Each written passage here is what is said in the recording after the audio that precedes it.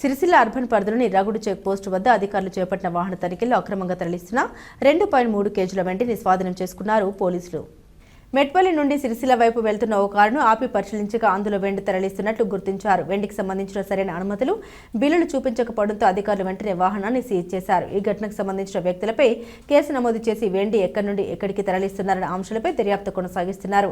ఎన్నికల కోడ్ అమల్లో ఉన్న నేపథ్యంలో చెక్పోస్టుల వద్ద తనిఖీలను మరింత కఠినంగా నిర్వహిస్తున్నామని అధికారులు తెలిపారు.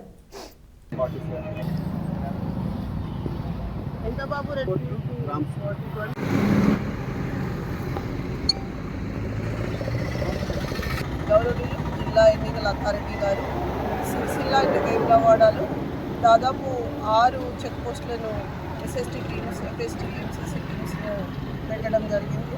అందరూ కూడా సక్రమంగా వారి విధులను నిర్వర్తిస్తున్నారు. నిన్నటి రోజున మనము 20 లక్షల రూపాయలను కూడా సీజ్ చేయడం జరిగింది. ఈరోజు కూడా మనం దాదాపు 2.5 కిలోల వరకు వెండిని సీజ్ చేయడం అనేది జరిగింది. దీన్ని మనం వెంటనే లోకల్ పోలీస్ స్టేషన్లో డిపాజిట్ చేయడం జరుగుతుంది.